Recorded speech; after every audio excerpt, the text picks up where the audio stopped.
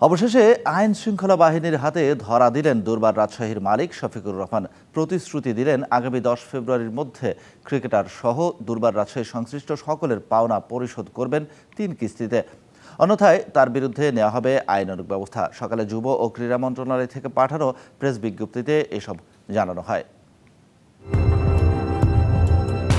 আরও একবার নাকে খত দিতে হলো দুর্বার রাজশাহীর মালিক শফিকুর রহমানকে। ক্রিকেটার ও দলের অন্যান্যদের পাওনা বেঁধে দেওয়ার সময়ে পরিশোধ না করায় মুচলেকা দিয়ে এ যাত্রায় রেহাই পেলেন রাজশাহী ওনার।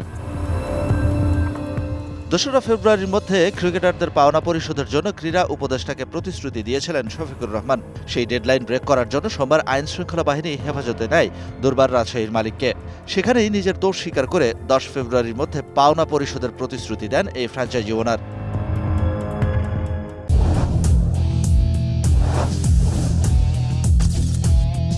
ক্রীড়া মন্ত্রণালয় থেকে পাঠানো বিজ্ঞপ্তিতে জানানো হয়, ক্রিকেটারদের পাওনা বুঝিয়ে না দেওয়ার জন্য নিজের দোষ স্বীকার করেছেন রাজশাহী ওনার শফিকুর রহমান।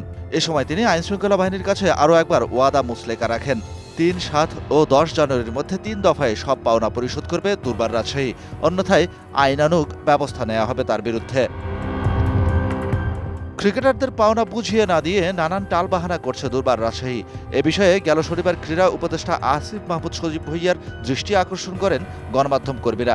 তারই ফলশ্রুতিতে পূর্বের বেঁধে দেওয়ার সময় শেষ হতেই শেষবারের মতো সতর্ক করা হলো দুর্বার রাজশাহীর মালিক শফিকুর রহমানকে।